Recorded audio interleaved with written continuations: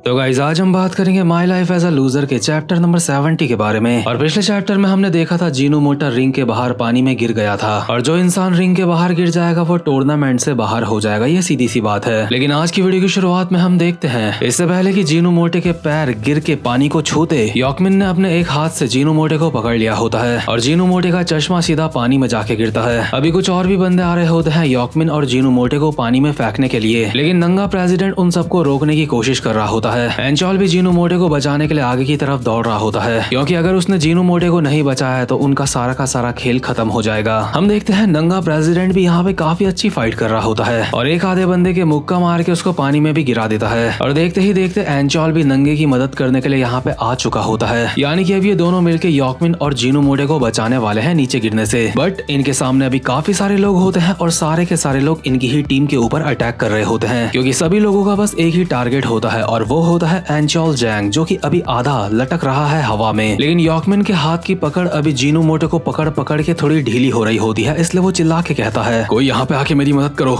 मैं इसे ज्यादा देर तक नहीं पकड़ पाऊंगा। नंगा एंचॉल को कहता है पिंक मैन चाहे तुम उनकी मदद करो, इनको मैं देखता हूँ। एंचॉल जो भी एक बंदे की गर्दन की मसाज कर रहा होता है कहता है गधे कहीं के, आखिर तो इतने सारे बंदों को अकेला कैसे रोकेगा। लेकिन ये हरामजादा एनाकोंडा धारी एक स्माइल के साथ कहता है चिंता मत कर, मेरे पास एक प्लान है। एंचॉल कहता है तेरे ये कहने से मुझे काफी ज्यादा अजीब लग रहा है, मैं तेरी जान ले लूंगा अगर तूने यहाँ पे कोई उल्टी सीधी हरकत करने की सोची। इसी के साथ एंचॉल भाग जाता है यॉकमिन की मदद करने के लिए, लेकिन जीनू मोटा इतना भारी होता है कि ये दोनों साथ में मिलके भी बहुत ही मुश्किल से उसको ऊपर खींच पाए होते हैं। इन दोनों को बिल्कुल ऐसा फील हो रहा होता है जैसे इन्होंने 200 किलो का आलू का थैला ऊपर खींचा है। वहीं दूसरी तरफ हम देखते हैं नंगे प्रेसिडेंट ने अब भी काफी सारे बंदों को रोक के रखा होता है, उन्हें आगे नहीं आने दे रहा होता और उन्हें बोल रहा होता है कि अब वो उन्हें अपनी असली पावर दिखाने वाला है। ऑब्वियसली नंगा अभी अपनी यहाँ पे बॉडी दिखा रहा होता है और उसके सामने वाले भोले भाले लोग यही समझ रहे होते हैं कि अपनी चेस्ट और एब्स वगैरह दिखा रहा है, इसलिए नंगे के सामने वाले लोग कहते हैं आखिर तो हमें क्या दिखाने वाला है, तेरी असली ताकत क्या है। नंगे ने अपने चड्डी के इलास्टिक में अपने अंगूठे गड़ा दिए होते हैं और कहता है क्या तुम जानने के लिए इतना ज्यादा बेचैन हो रहे हो। एंचॉल और जीनू समझ चुके होते हैं कि ये नंगा क्या करने की कोशिश कर रहा है, इसलिए ये दोनों भी घबरा चुके होते हैं और एंचॉल नंगे को रोकने आ चुका होता है। लेकिन नंगा एक स्माइल के साथ एंचॉल को कहता है बस 5 सेकंड्स,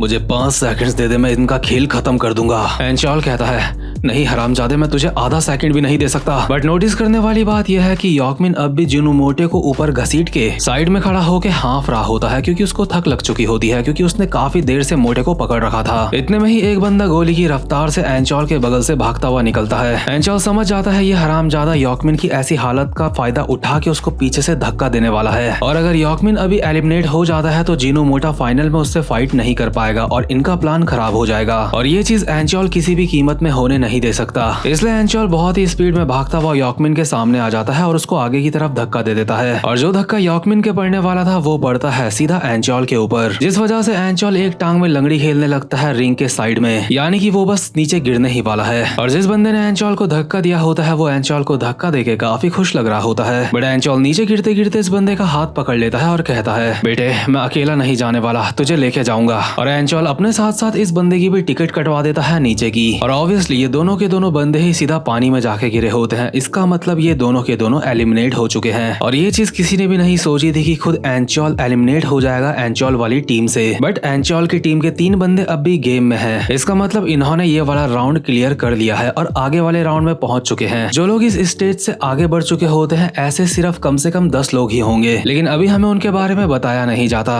इसके बाद सीन शिफ्ट होता है और हम देखते हैं एंचॉल और जीनू को। जीनू मोटा अपने रूटीन के मुताबिक एक्सरसाइज कर रहा होता है और एंचॉल उसे एक्सरसाइज करवा रहा होता है। जीनू मोटा एंचॉल को एक्सरसाइज करते हुए कहता है तू बार बार मेरी चिंता कर रहा था कि मैं गेम से बाहर हो जाऊंगा, लेकिन अब तू खुद ही गेम से बाहर हो गया। एंचॉल कहता है मैं बाहर नहीं हुआ हूँ, मैंने अपनी टीम के लिए कुर्बानी दी है। हाँ चाहे तू बात को किसी भी तरीके से घुमा ले, लेकिन सच तो यही है कि तू गेम से बाहर हो चुका है। अबे जाना, वैसे भी तू सोच रहा था कि मैं कंपटीशन में हिस्सा ना लूं, मुझे तो हिस्सा लेना ही नहीं चाहिए था। और तू यहाँ पे बच्चों जैसी बातें मत कर, मेरा रोल वैसे भी टूर्नामेंट में कुछ ज्यादा खास नहीं था। वो तू है जिसे रिंग में आखिरी दम तक टिके रहना चाहिए। तो बता आगे चल के टूर्नामेंट में जो तेरी फाइट होने वाली है क्या तू उन फाइट्स के लिए तैयार है। अभी जीनू को याद आ रहा होता है कि यॉकमिन ने उससे कहा था तेरे अंदर सच में टैलेंट है, अगर तू ऐसा ही मेहनत करता रहा तो तू काफी ज्यादा कमाल का बनेगा। इस बात से थोड़ी मोटिवेशन लेते हुए जीनू कहता है हाँ मैं फाइट करने के लिए तैयार हूँ, फर्क नहीं पड़ता कि मेरा दुश्मन कौन है, मैं उसे हराऊंगा। एंचॉल कहता है अबे मोटे टफ बनने की कोशिश मत कर, तू एक्टिंग कर रहा है, साफ पता चल रहा है तेरी अंदर से फटी पड़ी है। जीनू कहता है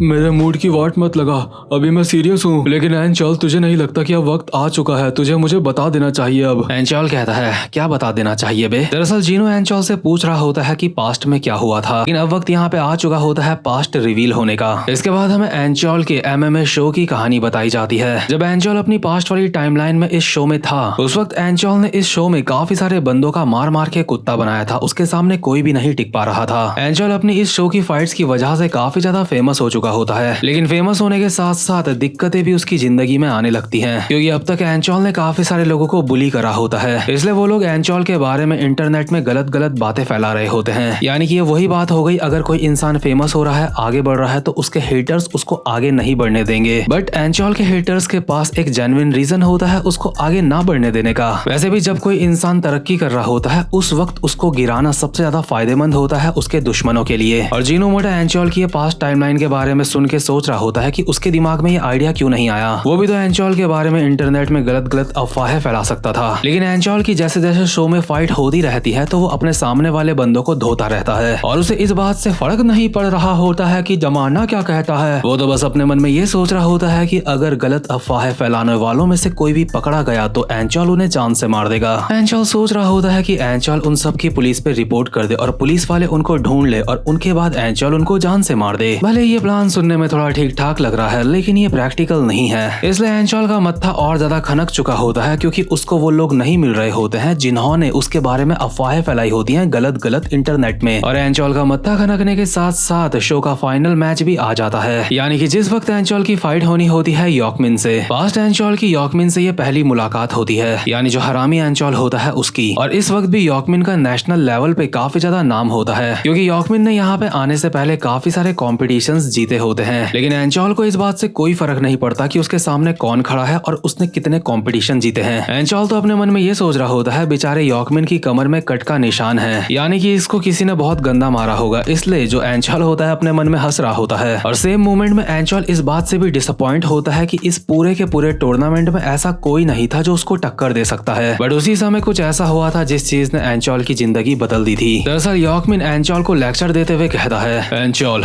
तू MMA क्यों करता है? तेरे पास नेचुरली भी इतनी ताकत है कि तू लोगों को परेशान कर सकता है, तो उसके लिए तू MMA का इस्तेमाल क्यों करता है? क्या तूने MMA सीखना सिर्फ इसलिए शुरू करा था क्योंकि तू सिर्फ कूल लगना चाहता है? तू ऐसी टेक्निक्स का लोगों के ऊपर इस्तेमाल करता है जो कि रिंग के अंदर करी जाती है टेक्निक्स। तुझे देख के मुझे बिल्कुल ऐसा महसूस हो रहा है जैसे किसी बंदर के हाथ में किसी ने गन पकड़ा दी है। क्या तूने कभी भी अपने दिमाग में जोर डाल के इस बारे में सोचने की कोशिश करी कि MMA का तेरे लिए मतलब क्या है? और प्रेजेंट मोमेंट में एंचॉल जब जीनू को यह बात बता रहा होता है, तो जीनू अपने मन में बोल रहा होता है, अच्छा तो एंचॉल के साथ ये सब कुछ हुआ था। जरूर यॉकमिन की बात एंचॉल के दिल पे लग गई होगी और उसी समय से एंचॉल ने MMA को सीरियसली लेना शुरू करा होगा। और मुझे भी यही लग रहा था कि एंचॉल की आंखें खुल गई होंगी, इसलिए उसने MMA को सीरियसली लेना शुरू करा होगा। बट एंचॉल अपनी बात कंटिन्यू करते हुए जीनू मोटे को कहता है, उसके उसी लेक्चर की वजह से मैंने उसका मार मार के बाहर रिंग में कुत्ता बना दिया था। और ये बात सुन के जीनू बहुत ज्यादा हैरान हो जाता है, क्योंकि उसने ऐसा बिल्कुल भी नहीं सोचा था। इसके बाद एंचॉल कहता है, मैंने उसका गंदी तरीके से कुत्ता इसलिए बनाया था,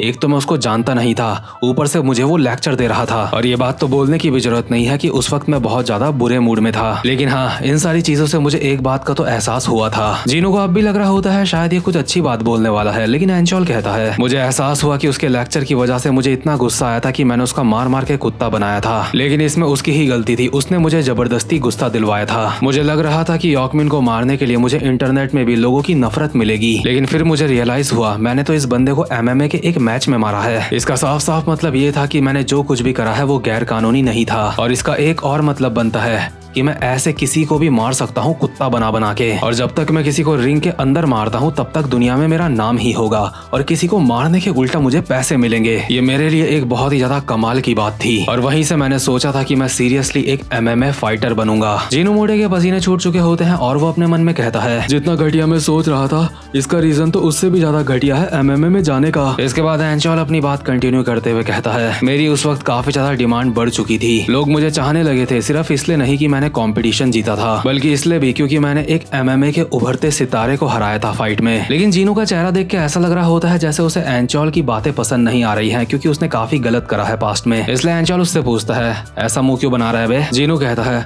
नहीं, मैं सोच रहा था कि तुम्हें एक राइटर ही बन के रहना चाहिए था। दुनिया के लिए यही अच्छा था, सबके लिए। एंचॉल कहता है बकवास मत कर, मुझे फ्यूचर में वापस जाना है, मैं एक राइटर बन के नहीं रह सकता। लेकिन दरअसल सीजन फर्स्ट में एंचॉल ने जीनो को एक और स्टोरी सुनाई थी। उस स्टोरी में एंचॉल ने जीनो को कहा था कि उसको एक बंदा मिला था, यानी कि एंचॉल को एक बंदा मिला था और उसकी वजह से ही वो MMA में आया था। और वो बंदा अब भी हमें शैडोज में दिखाया जा रहा होता है और ये यॉकमिन नहीं लग रहा है। इसलिए जीनो अपने मन में बोल रहा होता है, इसने जो कहानी मुझे पहले बताई थी, अभी इसकी कहानी उससे अलग लग रही है। लगता है जब इसने मुझे अपनी पहली वाली कहानी बताई थी तब इसका दिमाग ठीक से काम नहीं कर रहा था। जीनो एंचॉल को कहता है, चलो ठीक है, तुम्हारी बात से एक चीज तो पता चल रही है कि यॉकमिन को हराना मेरे लिए आसान होगा, है ना? एंचॉल कहता है, जीनो मोटे मेरी बात को गलत मत समझ, मैंने ये बिल्कुल भी नहीं कहा कि तू यॉकमिन को आराम से हरा सकता है। मैंने बस अभी इतना कहा है कि यॉकमिन मेरे जितना टैलेंटेड नहीं था। मैं अब भी अपनी बात से पीछे नहीं हट रहा हूँ। मुझे अब भी ऐसा लगता है कि वो तेरे लिए बहुत ज्यादा ताकतवर है।